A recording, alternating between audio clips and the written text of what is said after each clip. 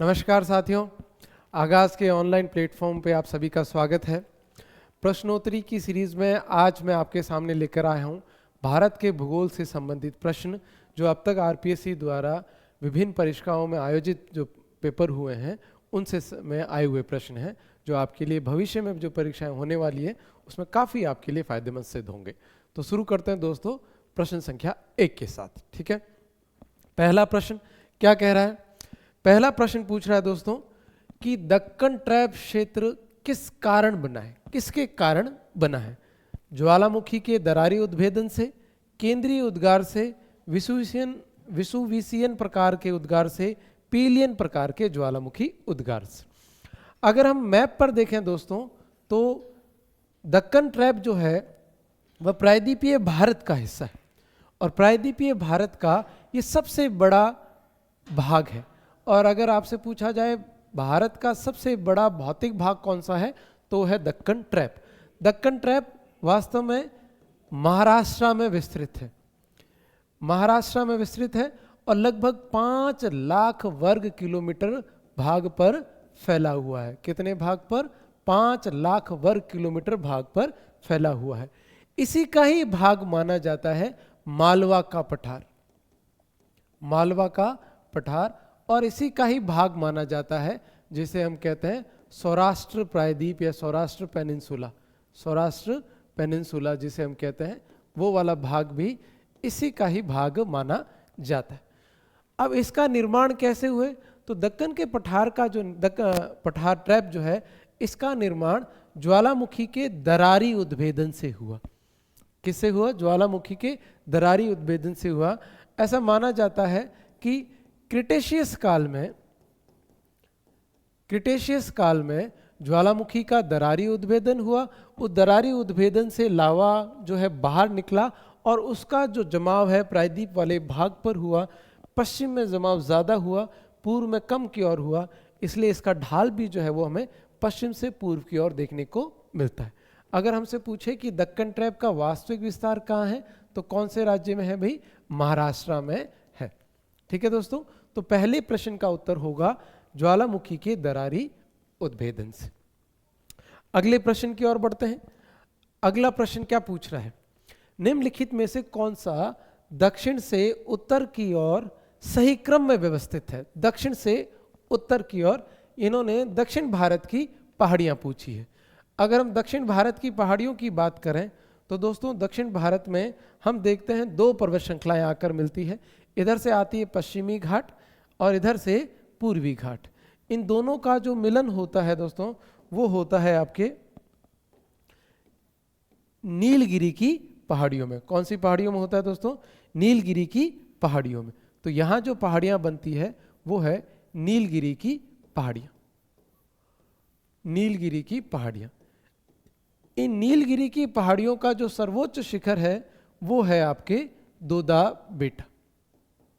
दोदा बेटा जो लगभग 26-35 मीटर ऊंचा है और प्रायद्वीपीय भारत का दूसरा सबसे ऊंचा शिखर है। इसके ठीक नीचे हमें जो देखने को मिलते हैं वो हमें एक पास देखने को मिलता है जिसे हम कहते हैं पाल घाट। क्या कहते हैं दोस्तों? पाल घाट। ठीक है, इसके ठीक नीचे पाल घाट के नीचे जो पर्वत श्रेणी स्थित है वो है अन्नामलाई। अन्नामलाई, अन्नामलाई का जो सर्वोच्च शिखर है दोस्तों वो है अन्नाई मुडी।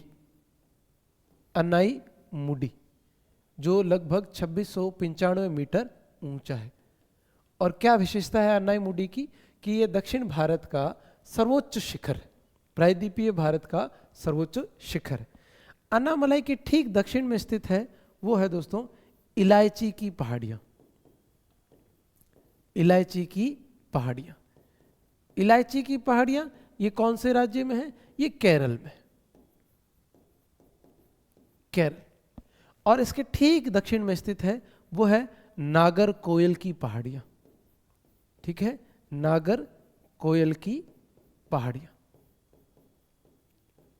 ठीक है, अगर अब हम इसमें क्रम में देखें तो हमें क्रम में देखने को मिला सबसे ऊपर नीलगिरी की पहाड़ियां, फिर है अन्नामलाई की पहाड़ियां, फिर इलायची की पहाड़ियां और सबसे लास्ट में हमें देखने को मिलती है वो है नागरकोइल की पहाड़ी। अब हमसे प्रश्न क्या पूछ रहा है, हमसे प्रश्न पूछ रहा है कि इनको दक्षिण से उत्तर क्रम में व्यवस्थित करें, दक्षिण से उत्तर क्रम में व्यवस्थित करें।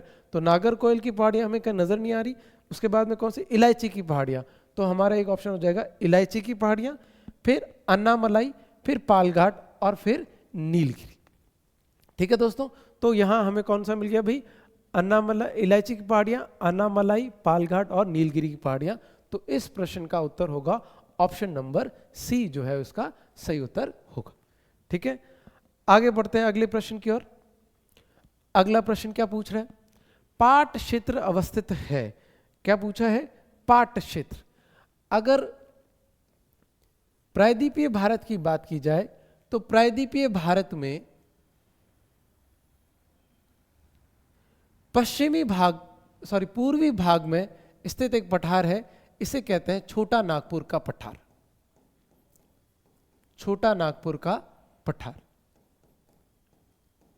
छोटा नागपुर का पठार। छोटा नागपुर के पठार के का जो मुख्यतः विस्तार है वो है झारखंड में, उड़ीसा में और पश्चिम बंगाल में, और कुछ इसका फैला हुआ है छत्तीसगढ़ में, और हल्की सी सीमा भी लगती है बिहार से। वास्तव में कौन से में है, झारखंड पाट। ठीक है, छोटा नागपुर का पठार, छोटा नागपुर का पठार ये जो है विभिन्न पठारों से मिलकर बना हुआ है, जैसे रांची का पठार, कोडरमा पठार, गिरिडीह पठार, धनबाद पठार,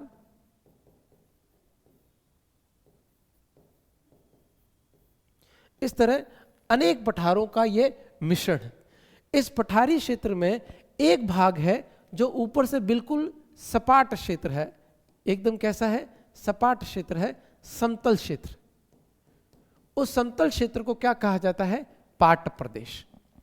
आगे बस दोस्तों, तो हमसे प्रश्न क्या पूछ रहा है, पाट प्रदेश कहां अवस्थित है, तो पाट प्रदेश कहां हो जाएगा, छोटा नागपुर पठार। अगर वैसे पूछा जाए पाट प्रदेश ये वास्तव में कौन से राज्य वाले भाग में आता है, तो देखो छत्तीसगढ़ वाले में जो भाग है उसमें इसको पाट प्रदेश कहा जाता है। आगे बात समझो, ठीक है दोस्तों। तो पाट प्रदेश कहां है, छोटा नागपुर पठार, इसका होगा ऑप्शन नंबर डी जो है इसका सही उत्तर होगा। अगला प्रश्न पूछा है, प्रायद्वीपीय पठार की सर्वोच्च चोटी है।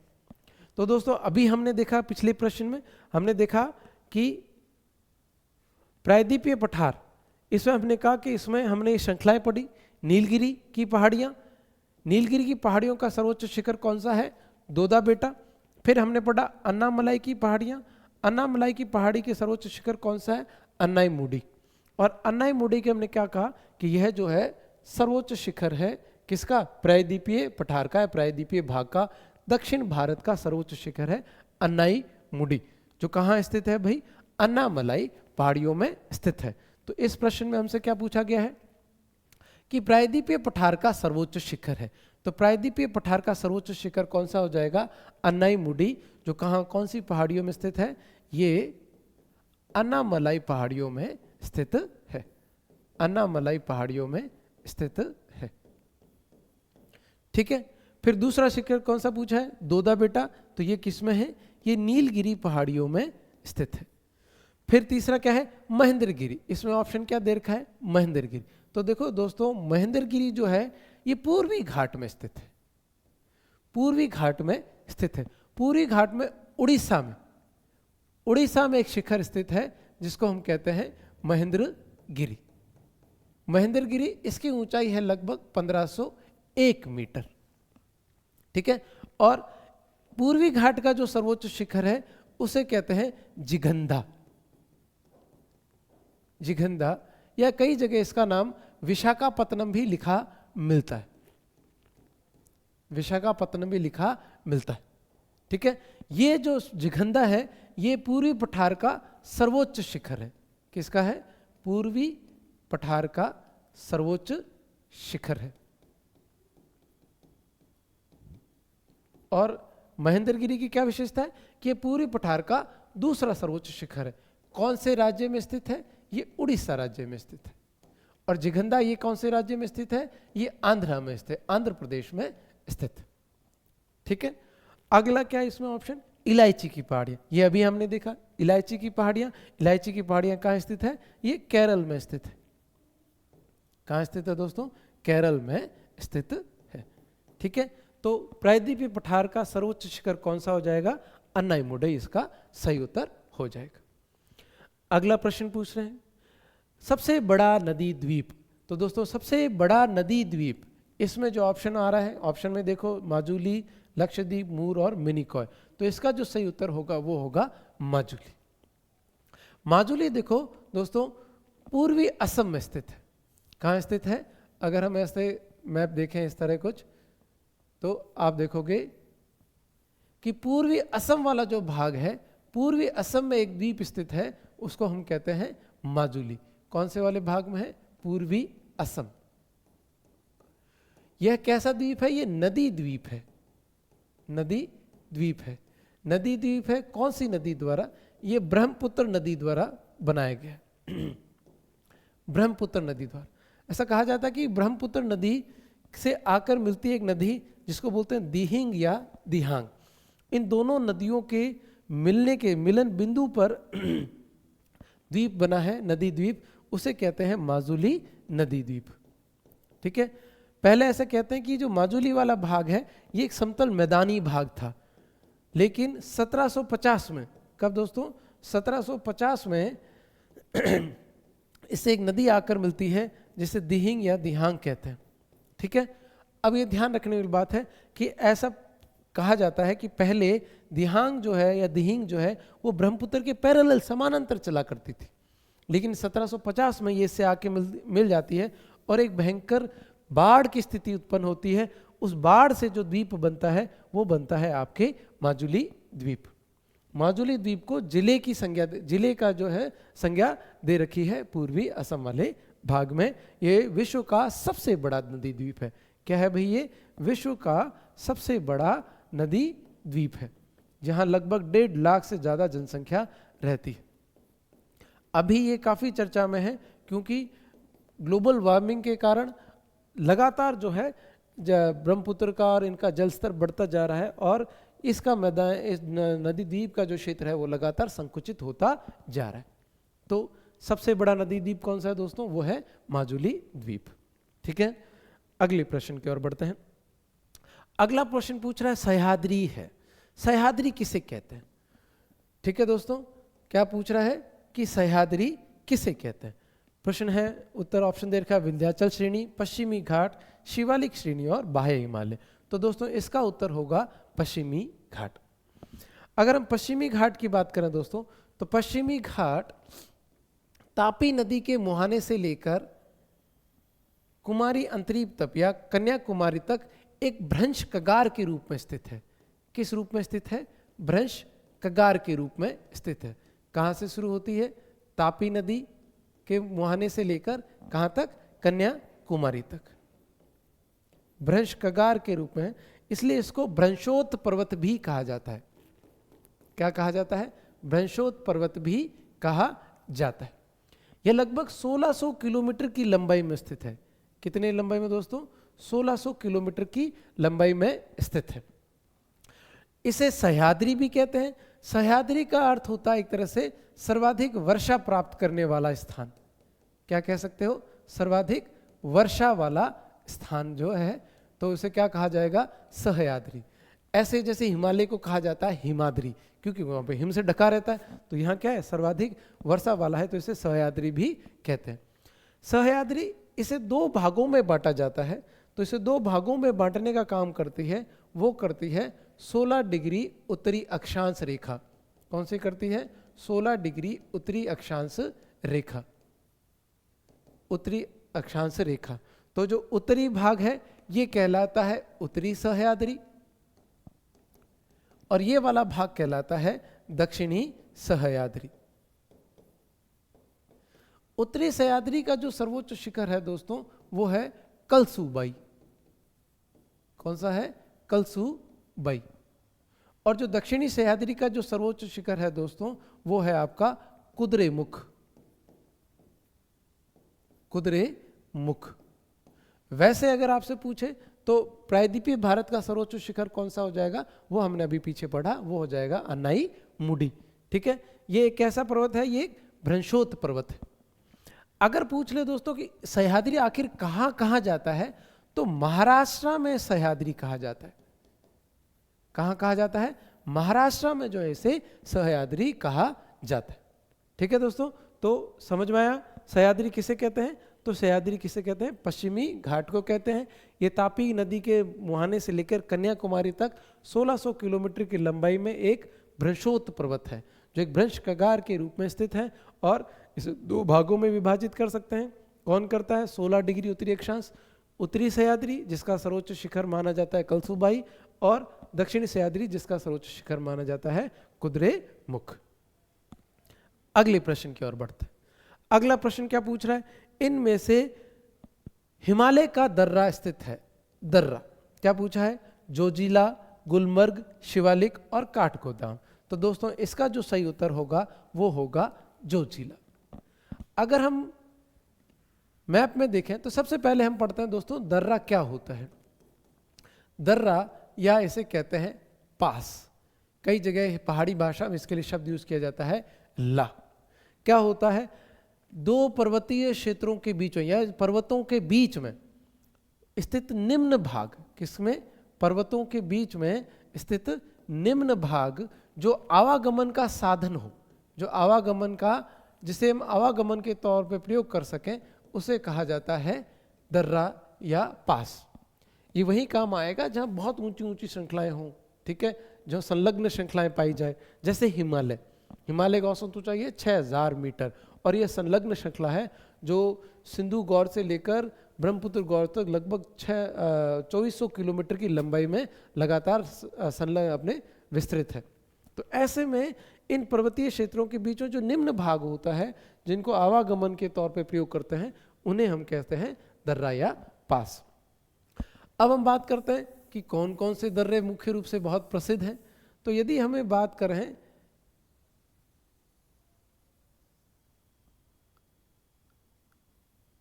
मैप की दृष्टि से हम देखें दोस्तों, तो आप देखोगे कि ट्रांस हिमालय के कुछ महत्वपूर्ण दर्रे हैं। ट्रांस हिमालय के कुछ महत्वपूर्ण दर्रे हैं जो हमें देखने को मिलते हैं। वहाँ हमें एक तो देखने को मिलेगा कौन सा दोस्तों, जास्कर श्रेणी में हमें देखने को, लद्दाख वाले भाग में हमें देखने को मिलता है, वो आता है आपका खारदुंगला। कौन सा आता है? खारदुंगला। खारदुंगला की क्या विशेषता है दोस्तों, कि खारदुंगला जो है वो भारत का सबसे ऊंचा मोटर वाहन संचालित दर्रा है। संचालित दर्रा है। ऐसे हमें एक देखने को मिलता है यहाँ, वो है कारातागला। कारातागला। ऐसे हमें काराकोरम में देखने को मिलता है, उसे बोलते हैं काराकोरम दर्रा। काराकोरम दर्रा। ठीक है, ये कुछ महत्वपूर्ण दर्रे आते हैं जो आपके ट्रांस हिमालय में स्थित है। यहीं हमें एक और दर्रा देखने को मिलता है, उसे कहते हैं सासरला दर्रा। सासरला दर्रा। ये सब कौन से पहाड़ी में स्थित है दोस्तों? ये सब ट्रांस हिमालय में स्थित है। ट्रांस हिमालय में स्थित है। ऐसे ही जब हम महान हिमालय वाले क्षेत्र में आते हैं तो हमें देखने को मिलते हैं कुछ इंपॉर्टेंट, जम्मू कश्मीर में देखने को मिलता है, वो है बुर्जिला। कहाँ देखने को मिलेगा? जम्मू कश्मीर में। ऐसे ही हमें एक इंपॉर्टेंट देखने को मिलता है जम्मू कश्मीर में, इसे कहते हैं जोजिला। क्या कहते हैं? जोजिला। ठीक है, ऐसे हम यहाँ देखेंगे, हमें हिमाचल वाले पार्ट में देखने को मिलता है, वो है बारालापचा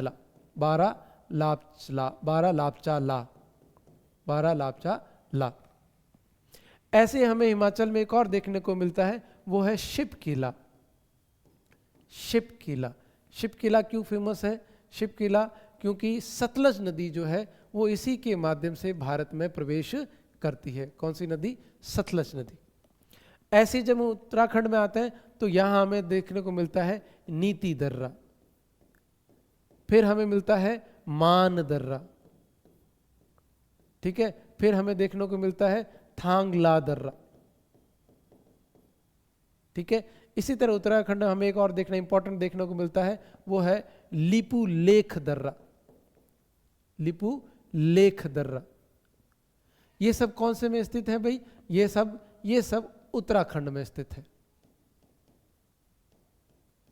नीति दर्रा, मान दर्रा, थांगला, लिपुलेख, ये सब किस में है? उत्तराखंड में। बारा लापचा, शिपकिला ये किस में है? ये हिमाचल प्रदेश में है। बुर्जिला, जोजिला ये दोनों किस में है? ये जम्मू कश्मीर में है, ठीक है। ऐसे में आगे इंपॉर्टेंट आते हैं सिक्किम वाले पार्ट में, तो हमें इंपॉर्टेंट देखने को मिलता है वो है नाथुला, नाथुला दर्रा इंपॉर्टेंट देखने को मिलता है। वो कौन सा है दोस्तों? नाथुला दर्रा, नाथुला। और ऐसे ही सिक्किम में एक और देखने को मिलता है, वो है जेलेपला,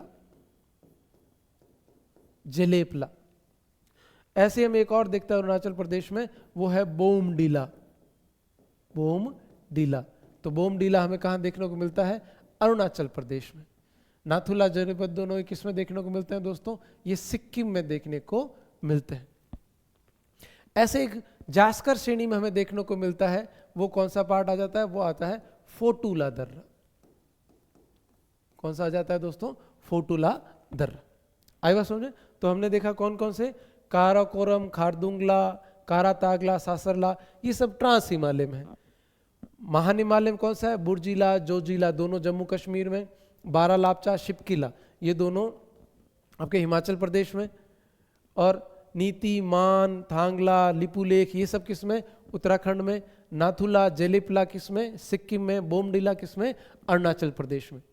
ऐसे जब हम नीचे आते हैं मध्य हिमालय में, तो हमें देखने को मिलते हैं दो इंपॉर्टेंट, और एक हम बोलते हैं पीर पंजाल दर्रा। कौन सा देखने को मिलता है हमें? पीर पंजाल दर्रा। और एक हम इंपॉर्टेंट देखने को मिलता है, वो है बनिहाल दर्रा। ये दोनों के दोनों कहाँ स्थित है दोस्तों? ये दोनों के दोनों हैं जम्मू कश्मीर में। कौन से वाले पार्ट में आएंगे? तो ये आ जाते हैं आपके मध्य हिमालय में, मध्य हिमालय में, ठीक है दोस्तों। तो प्रश्न हमें क्या पूछ रहा है? प्रश्न पूछ रहा है हिमालय का दर्रा कौन सा है? तो हिमालय का दर्रा कौन सा हो जाएगा? जोजिला दर्रा, ठीक है। चलो अब हमें एक और इसमें पूछा है मर्ग। मर्ग क्या होते हैं दोस्तों? तो दोस्तों देखो, महान हिमालय और मध्य हिमालय के बीच में जो घास के मैदान हैं, कहाँ है? घास के मैदान हैं, इन्हें कश्मीर वाले भाग में क्या कहते हैं? मर्ग कहते हैं। किसके बीच में है ये? महान हिमालय और मध्य हिमालय के बीच में, महान हिमालय और मध्य हिमालय के बीच में क्या है? ये घास के मैदान है, जिन्हें क्या कहते हैं? मर्ग कहते हैं। और जब उत्तराखंड में चले जाते हैं तो इन्हें बुग्याल या पयार कहा जाता है, बुग्याल या पयार कहा जाता है। कहाँ कहा जाता है इसे? उत्तराखंड, बुग्याल या पयार कहा जाता है, ठीक है दोस्तों। चलो, तो इस प्रश्न का उत्तर क्या हो जाएगा? जोजिला हिमालय का दर्रा है। अगला प्रश्न, अगला प्रश्न क्या पूछ रहा है? अच्छा, वही प्रश्न एक तरह से फिर से आ गया है। क्या पूछ रहे हैं भाई? जोजिला दर्रा। तो हमने कहा जोजिला दर्रा किस में हो जाएगा? वृहद हिमालय में, ठीक है। फिर हमसे क्या पूछा है? बनिहाल दर्रा। अभी हमने बात की जम्मू कश्मीर दो दर्रे पड़े मध्य हिमालय में, तो बनिहाल दर्रा पीर पंजाल में। फिर हमने कौन सा पढ़ा भाई? फोटुला दर्रा। तो फोटुला दर्रा हम अभी हमने देखा किस में पढ़ा था? वो हमने पढ़ा था आपके जास्कर श्रेणी में। और फिर हमने पढ़ा था खारदुंगला लद्दाख श्रेणी में। खारदुंगला की क्या विशेषता थी? कि यह भारत का सबसे ऊंचा मोटर वाहन दर्रा है। तो वही प्रश्न एक बार हमारे फिर से सामने आ गया है। अगले प्रश्न की ओर पढ़ते हैं। बांगर और खादर रचनाएं संबंधित हैं। बांगर और खादर रचनाएं संबंधित हैं। तो देखो दोस्तों, एक तरफ हम देखते हैं बांगर और एक तरफ हम देखते हैं खादर। प्रश्न क्या पूछ रहा है? किससे संबंधित है? तो इसका उत्तर होगा दोस्तों गंगा के यमुना मैदान से संबंधित है। बांगर क्या होते हैं?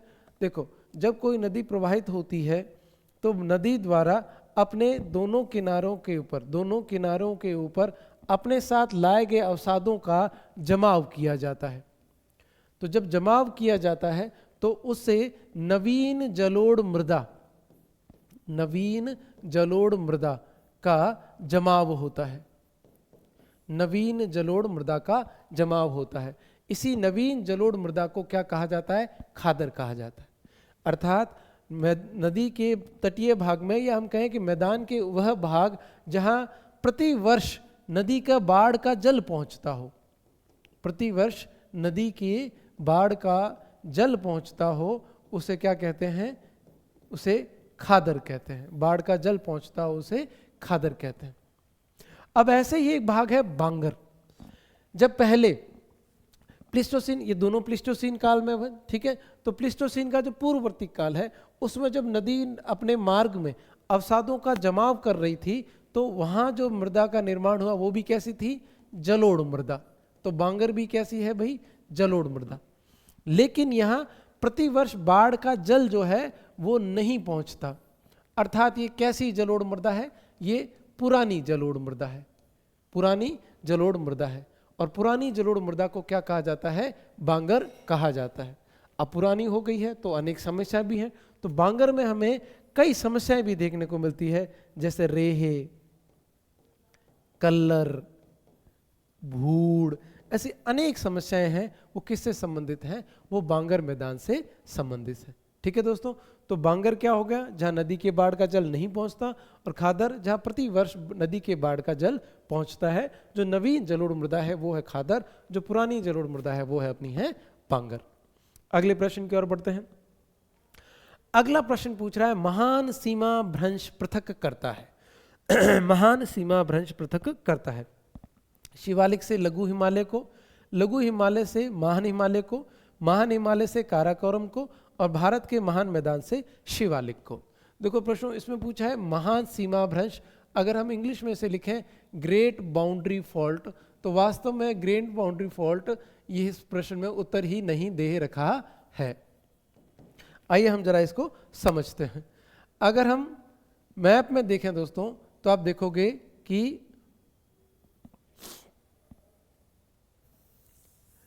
मैप में यदि हम देखें तो आप देखोगे कि हिमालय वाले क्षेत्र में कुछ भ्रंश पाए जाते हैं। हिमालय वाले क्षेत्र में कुछ भ्रंश पाए जाते हैं। अगर हम सबसे ऊपर बात करें तो सबसे ऊपर हमें देखने को मिलता है कौन सा? ट्रांस हिमालय, जिसमें है काराकोरम, लद्दाख, जास्कर, ये वाली श्रेणियां। तो काराकोरम और इसके ठीक नीचे वाला जो पार्ट है वहां जो स्थित है वो है महान हिमालय। महान हिमालय के ठीक नीचे स्थित है वो है मध्य हिमालय, और मध्य हिमालय के ठीक नीचे स्थित है वो है आपके शिवालिक। ठीक है, तो ट्रांस हिमालय और मध्य हिमालय के बीच में ये वाला जो पार्ट है जहां भ्रंश स्थित है, जो ट्रांस हिमालय को मध्य हिमालय से अलग करता है, इसे कहते हैं दोस्तों सच्चर जोन। क्या कहा जाता है? सच्चर जोन। ऐसे ही महान हिमालय और मध्य हिमालय के बीच में जो स्थित है इसे कहा जाता है दोस्तों MCT। क्या कहा जाता है? MCT। अगर हम इसे इंग्लिश में लिखें तो इसे कहते हैं main central thrust. Main central thrust या मुख्य केंद्रीय शेप। मुख्य केंद्रीय शेप ये किसको किससे अलग करता है दोस्तों? तो ये देखो, ये वाला पार्ट तो किसका है? ये वाला पार्ट है ट्रांस हिमालय का। ये वाला भाग किसका है? ये वाला भाग है महान हिमालय का। ये वाला भाग किसका है? ये है मध्य हिमालय का। और ये वाला भाग किसका है? ये बाह्य हिमालय या शिवालिक का। तो शिवालिक का, तो ये MCT मुख्य केंद्रीय शेप किसको किससे अलग करता है? ये महान हिमालय को मध्य हिमालय से अलग करता है। इसके ठीक बीच में स्थित है, यहाँ मध्य हिमालय और शिवालिक के बीच में स्थित है, इसे कहते हैं MBT। क्या कहते हैं? MBT। इसे कहते हैं main boundary thrust. Main boundary thrust, या हम इसे कहें मुख्य सीमा शेप। क्या कहा जाएगा? मुख्य सीमा शेप। तो मुख्य सीमा शेप किसको अलग करता है? मुख्य सीमा शेप मध्य हिमालय को शिवालिक से अलग करता है। इसके ठीक नीचे स्थित है उसे कहते हैं HFF। क्या कहा जाता है दोस्तों? HFF। इसे कहते हैं Himalaya front fault, Himalaya front fault, Himalaya front fault या हिमालय अग्रभ्रंश। क्या कहते हैं? हिमालय अग्रभ्रंश, हिमालय अग्रभ्रंश। ये किसको किससे अलग करता है? इसके ठीक नीचे स्थित है वो है दोस्तों महान मैदान। तो HFF शिवालिक को महान मैदान से अलग करता है। इसी तरह एक और देखने को मिलती है रेखा जिसे हम कहते हैं भ्रंश, जिसे हम कहते हैं वो चलता है ऐसे। इसे कहते हैं ग्रेट बाउंड्री फॉल्ट या महान सीमा भ्रंश। महान सीमा भ्रंश क्या है? यह अरावली और विंध्याचल के मध्य स्थित है, अरावली और विंध्याचल के मध्य स्थित है। और ये एक तरह से विंध्याचल कगार भूमि का ही भाग माना जाता है, जो कहाँ से शुरू होता है? जो आपके धौलपुर वाले पार्ट यहाँ से शुरू होता है और कहाँ तक जाता है? चित्तौड़गढ़ तक जाता है। ठीक है, तो ये है ग्रेट बाउंड्री फॉल्ट जो अरावली और विंध्याचल के मध्य स्थित होता है। तो दोस्तों इसमें उत्तर है ही नहीं, तो ग्रेट बाउंड्री फॉल्ट कहाँ स्थित होगा? ये अरावली और विंध्याचल के मध्य स्थित होगा। ठीक है, तो अगला प्रश्न की ओर बढ़ते हैं दोस्तों। अगला प्रश्न क्या पूछता है? शिवालिक पादीय क्षेत्र में के सारे वह भाग जहां अधिकांशतः नदियां अत्यधिक संरंध्रता के कारण विलुप्त हो जाती है, वह क्या कहलाता है? तो वह क्या कहलाएगा दोस्तों? तो वह कहलाता है भाबर। तो इसका उत्तर क्या हो जाएगा दोस्तों? भाबर। देखो दोस्तों, पहाड़ी क्षेत्र से जब नदी नीचे उतरती है तो अपने साथ बड़ी मात्रा में अवसाद लेकर आती है। इसमें बड़ी मात्रा में कंकर पत्थर होते हैं। जैसे ये पर्वतीय पदीय क्षेत्र में आती है तो अपने साथ लाए गए इन कंकर पत्थरों को यह बड़ी मात्रा में जमाव कर देती है। तो जब ये जमाव कर देती है तो इन जमाव के ऊपर जब नदी का जल टकराता है तो नदी का जल विभिन्न धाराओं में फैल जाता है, विभिन्न धाराओं में फैल जाता है। तो जब ये विभिन्न धाराओं में फैल जाता है तो ऐसा देखने में लगता है कि नदी का जल जो है वो विलुप्त हो गया है। तो ऐसी जो स्थलाकृति बनती है उसे क्या कहा जाता है? उसे भाबर कहते हैं। भाबर जो है दोस्तों ये सिंधु से लेकर तिस्ता नदी के मध्य शिवालिक के दक्षिण में, किसके दक्षिण में है? शिवालिक के पर्वत पदीय क्षेत्र में सिंधु से लेकर तिस्ता तक लगभग 8 से 10 किलोमीटर की चौड़ाई में विस्तृत है। कैसी श्रृंखला है भैया? ये एक चट्टानी संरचना है। कैसी संरचना है? चट्टानी संरचना है जहाँ नदियों का जल जो है वो विलुप्त हो जाता है। इसके अंदर अनेक संरचनाएं और भी बनती है। जैसे ये आकार बना तो इसे कहेंगे शंकु। क्या कहते हैं? शंकु। नदी द्वारा बनाया गया तो क्या नाम पड़ा? जलोढ़ शंकु। तो भाबर मैदान में जलोढ़ शंकु भी बनते हैं। जब ये जलोढ़ शंकु एक दूसरे से जुड़ जाते हैं तो जो आकार बनता है उसे कहते हैं जलोढ़ पंख। क्या कहा जाता है दोस्तों? जलोढ़ पंख। अब ये कैसी संरचना है? चट्टानी संरचना है। तो कृषि के लिए ये अनुपयुक्त होती है। कैसे होती है दोस्तों? कृषि के लिए ये अनुपयुक्त होती है। ठीक है, तो क्या है? जलोढ़ शंकु और जलोढ़ पंख। कैसा संरचना है? चट्टानी संरचना है। कृषि के लिए कैसी है? अनुपयुक्त है। अब जो दोस्तों ये जो पानी जल जो था जो वहाँ विलुप्त हुआ था, ये यहाँ विभिन्न धाराओं से बाहर निकलता है और विभिन्न धाराओं से बाहर निकलने पर इसके ठीक दक्षिण वाला भाग, किसके? भाबर के दक्षिण वाला भाग, ये पूरा क्षेत्र कैसा बन जाता है? ये पूरा क्षेत्र दलदली बन जाता है। कैसा बन जाता है? दलदली बन जाता है। इस दलदली क्षेत्र को क्या कहा जाता है? तराई कहा जाता है। तो भाबर के दक्षिण में लगभग 10 से 20 किलोमीटर की चौड़ाई में स्थित दलदली भाग को क्या कहते हैं? तराई कहते हैं। तराई की क्या विशेषता है? कि जो भाबर में विलुप्त नदियां हैं वो यहाँ पुनः दिखाई देने लगती है, पुनः दिखाई देने लगती है। और क्या विशेषता है? अब ये दलदली क्षेत्र है तो पहले तो इसे कृषि के लिए उपयोग नहीं किया जाता था। वर्तमान में इसको क्या किया जाता? वर्तमान में यहाँ वृक्षों को काटकर इस दलदली क्षेत्र का जो है कृषि के लिए क्या किया जा रहा है? प्रयोग किया जा रहा है।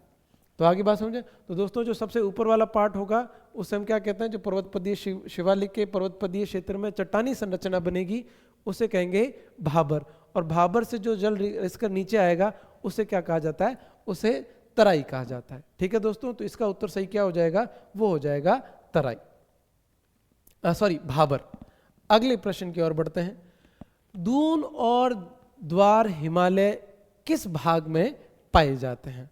दून और द्वार हिमालय किस भाग में पाए जाते हैं? असम हिमालय, मध्य हिमालय, महान हिमालय या शिवालिक हिमालय? तो इसका उत्तर होगा दोस्तों, सही उत्तर होगा वो होगा शिवालिक हिमालय। आइए दोस्तों समझते हैं। देखो दोस्तों, महान हिमालय, महान हिमालय और मध्य हिमालय, इनके बीच में जो घास के मैदान होते हैं, घास के मैदान होते हैं, घास के मैदान इन घास के मैदानों को जो जम्मू कश्मीर वाला भाग है वहाँ उसे मर्ग कहते हैं। क्या कहते हैं? मर्ग कहते हैं। किसके बीच में दोस्तों? देखो ये है महान हिमालय और ये है मध्य हिमालय, मध्य हिमालय। यहाँ जो घास के मैदान होते हैं इन्हें मर्ग कहते हैं जम्मू कश्मीर वाले, और इन्हें जब उत्तराखंड वाला भाग होता है तो वहाँ इसे बुग्याल कहा जाता है। क्या कहा जाता है दोस्तों? बुग्याल कहा जाता है, या बुग्याल या प्यार कहा जाता है। कहाँ? उत्तराखंड वाले भाग में। ऐसे ही दोस्तों जब मध्य हिमालय से हम शिवालिक की ओर आते हैं, कहाँ आते हैं? शिवालिक में। शिवालिक हालांकि संलग्न श्रृंखला नहीं है, इस तरह बिखरी हुई श्रृंखला है। ठीक है, तो शिवालिक में और आते हैं तो शिवालिक में जो घास के, इनके बीच में जो घास के मैदान होते हैं, शिवालिक वाले भाग में जो घास के मैदान स्थित है, इन घास के मैदान को, इन घास के मैदानों को पश्चिम में जो है वो दून कहा जाता है।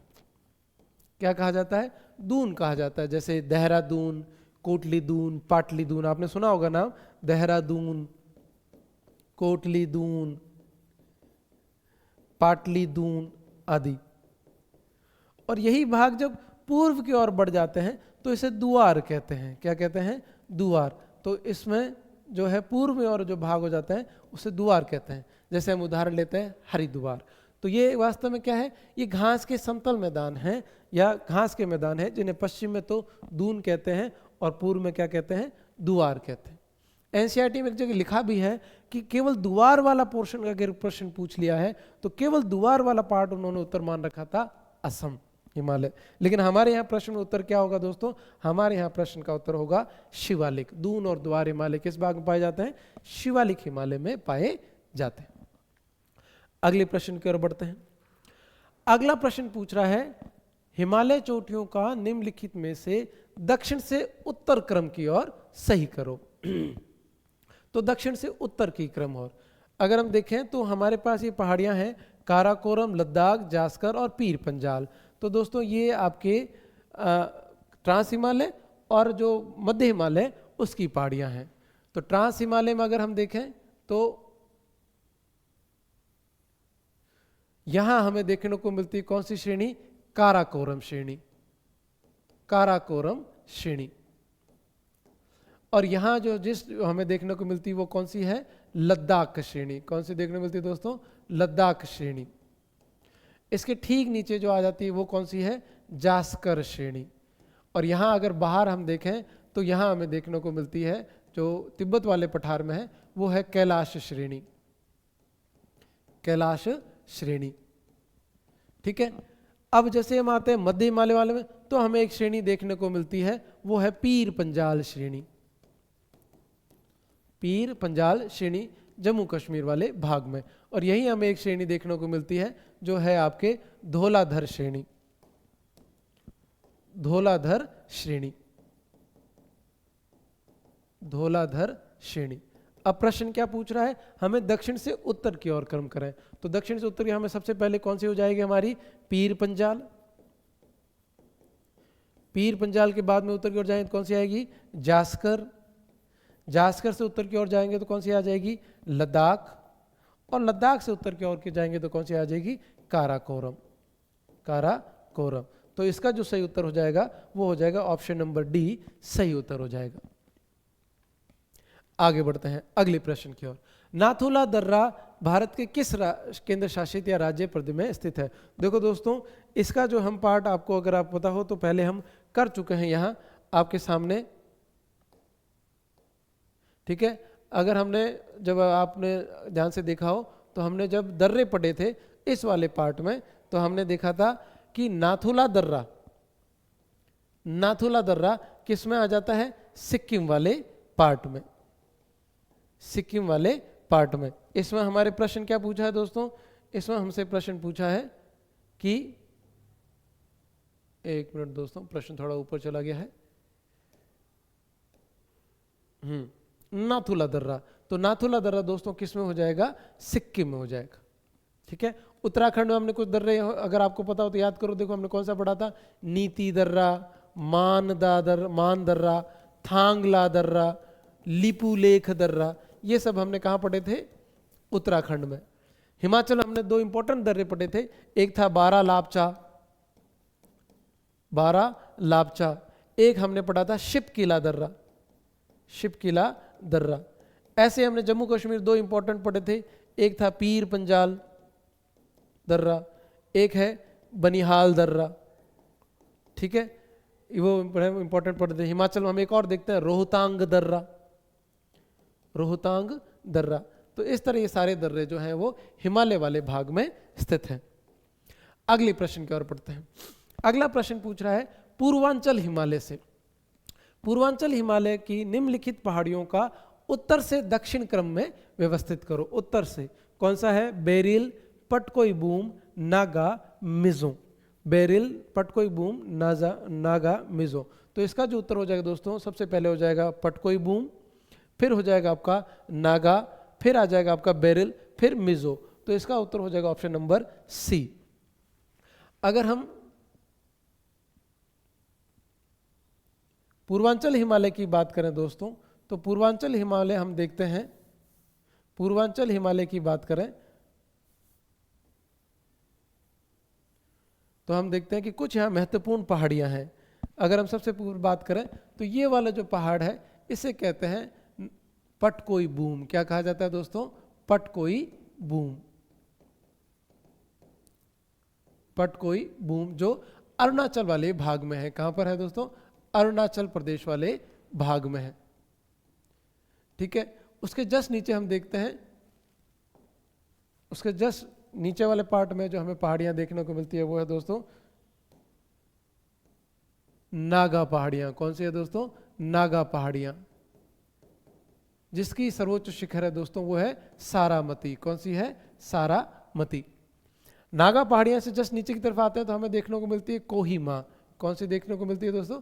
कोहिमा पहाड़ियां। इसके जस्ट नीचे की तरफ आते हैं तो हमें देखने को मिलती है मणिपुरी पहाड़ियां। कौन सी देखने को मिलती है दोस्तों? मणिपुरी पहाड़ियां। मणिपुरी पहाड़ियों के ठीक पश्चिम की तरफ जाएंगे तो यहां हमें एक पहाड़ी देखने को मिलती है दोस्तों। इस पहाड़ी को कहा जाता है बरेल श्रेणी। क्या कहा जाता है? बरेल श्रेणी, बरेल श्रेणी। इन बरेल श्रेणी के जस्ट नीचे की तरफ आएंगे तो हमें देखने को मिलती है दोस्तों मिजो पहाड़ियां, मिजो पहाड़ियां। मिजो पहाड़ियों को लुसाई पहाड़ी भी कहा जाता है। क्या कहा जाता है? लुसाई पहाड़ियां भी कहा जाता है। मिजोरम वाला जो पार्ट है यह मोलेसिस बेसिन भी पाया जाता है। कौन सा पाया जाता है दोस्तों? मोलेसिस बेसिन, इन्हीं पहाड़ियों के मध्य वाले भाग में। ठीक है, इधर से हम यहां आते हैं तो हमें यहां देखने को मिलती है वो कौन सा है दोस्तों? त्रिपुरा पहाड़ियां, त्रिपुरा पहाड़ियां। आगे हम यहां आते हैं तो मेघालय पठार में बहुत इंपॉर्टेंट हमें मिलती है वो है गारो, खासी, जैंतियां। फिर हम जैसे असम की ओर बढ़ेंगे तो मिकिर और रेगमा। तो यहां हमें कौन सी पहाड़ियां देखने को मिलती है? गारो, खासी, मिकिर और रेगमा। इससे आगे बढ़ते हैं तो गारो, खासी, सॉरी एक हमने बीच में छोड़ दिया जैंतिया को। गारो, खासी, गारो, खासी, जैंतिया, मिकिर, रेगमा। गारो, खासी, जयंतिया, मिकिर, रेगमा, रेगमा। ऐसे हम ऊपर अरुणाचल में चलते हैं तो यहां हमें कुछ पहाड़ियां देखने को मिलती है जैसे डफला, मिरी, अबोर, मिश्मी, अबोर, मिश्मी, ये सब किस में आ जाते हैं? ये अरुणाचल वाले भाग में। ये ज्यादातर पहाड़ियां किस में आ जाती है? ये मेघालय वाले भाग में आ जाती है। ठीक है, अब हमसे क्या पूछा है? उत्तर से दक्षिण क्रम। तो सबसे ऊपर कौन सी हो जाएगी दोस्तों? पटकोईबूम। उसके बाद में नागा पहाड़ियां, कोहिमा, मणिपुरी पहाड़ियां, फिर आ जाएगी कौन सी? बरेल श्रेणी और मिजो की पहाड़ियां। इन मिजो पहाड़ियों के बीच में यही एक पहाड़ी स्थित है, इसे कहते हैं ब्लू माउंटेन। क्या कहते हैं दोस्तों? Blue mountain. ठीक है, तो इसमें जो दोस्तों हमारा सही उत्तर क्या हो जाएगा? ऑप्शन नंबर सी जो है इसका सही उत्तर हो जाएगा। सबसे पहले पटकोईबूम, फिर नागा पहाड़ियां, फिर बरेल श्रेणी, फिर मिजो की पहाड़ियां। अगले प्रश्न की ओर बढ़ते हैं। अगला प्रश्न पूछ रहा है, निम्न में से किन राज्यों के समूह में भूस्खलन की घटना सामान्य है? कैसी घटना दोस्तों? भूस्खलन की घटना। भूस्खलन की घटना क्या होती है? ये ज्यादातर दोस्तों पर्वतीय क्षेत्रों में देखने को मिलती है। पर्वतीय क्षेत्रों में क्या होता है? पर्वतीय क्षेत्रों के ऊपर जो चट्टानें होती है, वो गुरुत्वाकर्षण बल के साथ नीचे की ओर खिसकती है, सरकती है। इसलिए एक चट्टानी भाग जो है जब वो नीचे की ओर आ जाता है तो उसे बोलते हैं भूस्खलन, उसका स्खलन हो जाता है, भूस्खलन। तो ज्यादातर किस वाले भाग में देखने को मिलती है? हमें पर्वतीय क्षेत्रों में। और पर्वतीय क्षेत्रों में अगर हम बात करें ऊंचे पर्वतीय क्षेत्र, तो हमारे पास कौन से हैं? जम्मू कश्मीर, हिमाचल प्रदेश, उत्तराखंड। तो किन राज्यों में सबसे ज्यादा भूस्खलन की घटना होती है? तो वो होती है आपके Jammu Kashmir, Himachal Pradesh, Uttarakhand. Option number B जो है वो इसका सही उत्तर हो जाएगा। अगले प्रश्न की ओर बढ़ते हैं। अगला प्रश्न आ गया है, प्रायद्वीपीय पठार भारत के पठारों का पश्चिम से पूर्व की ओर क्रम। क्या पूछा है दोस्तों? पश्चिम से पूर्व की ओर क्रम पूछा है प्रायद्वीपीय पठार वाले भाग में। अब प्रायद्वीपीय पठार के भाग की हम बात करें तो दोस्तों सबसे पहले हमने पढ़ा था, यहां अभी पहले वो वाला भाग था, कौन सा? वो था आपके दक्कन का पठार, जो लगभग 5 लाख वर्ग किलोमीटर में फैला हुआ है और सबसे बड़ा भौतिक भाग है। दक्कन के पठार का ही ऊपर में हमने एक भाग देखा था, इसे कहते हैं मालवा पठार। बात की थी हमने। मालवा पठार से जैसे हम आगे की ओर बढ़ेंगे तो यहां हमें एक पठार देखने को मिलेगा, उसे हम कहते हैं बुंदेलखंड का पठार। क्या कहेंगे? बुंदेलखंड का पठार। इसे आगे बढ़ते हैं तो पार्ट आता है, उसे हम कहते हैं बघेलखंड का पठार, बघेलखंड का पठार। ऐसे ही नीचे उड़ीसा वाले पार्ट से होते हुए यू आकार में यूं आता है इस तरह कुछ, उसे कहते हैं दंडकारण्य पठार। क्या कहते हैं? दंडकारण्य पठार। और जैसे ही आगे पढ़ेंगे तो बड़ा पार्ट आ जाएगा, वो कौन सा आ जाएगा? छोटा नागपुर पठार, छोटा नागपुर पठार। दक्कन के पठार का ही कुछ हिस्सा हम पढ़ते हैं कई जगह, वो आ जाता है कौन सा? महाराष्ट्र पठार। कौन सा आ जाता है? महाराष्ट्र पठार। और इसी के नीचे हम दक्षिण में पढ़ते हैं, वो कौन सा? आपके कर्नाटक पठार, कर्नाटक पठार। यहां हम पढ़ते हैं एक और पठार जिसको हम बोलते हैं, वो कौन सा है? वो है तेलंगाना पठार, तेलंगाना पठार, जिसे 2 भागों में बांटा जाता है। और इसी के पास हम एक और पढ़ते हैं, वो हम कौन से पढ़ते हैं दोस्तों? वो है आंध्रा पठार, आंध्रा पठार। ठीक है और इसके नीचे वाला जो भाग है इसे कहते हैं तमिलनाडु पठार, तमिलनाडु पठार। अब हमसे क्या प्रश्न पूछा गया है? हमसे प्रश्न पूछा गया है कि इसका पश्चिम से पूर्व की ओर सही क्रम कौन सा होगा।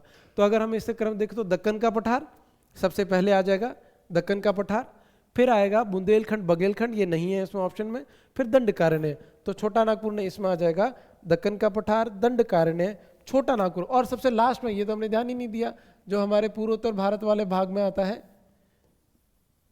ये वाला भाग, इसे कहते हैं मेघालय का पठार, मेघालय पठार। देखो दोस्तों, मेघालय पठार वास्तव रूप से प्रायद्वीप पठार का ही भाग है, प्रायद्वीपीय पठार का ही भाग है, जो एक्सिस के तौर पर उधर किस तरह पूर्व की ओर खिसक गया, और खिसकने की वजह से बीच में एक बहुत बड़ा गैप बन गया जिसे कहते हैं राजमहल गारो गैप। क्या कहते हैं?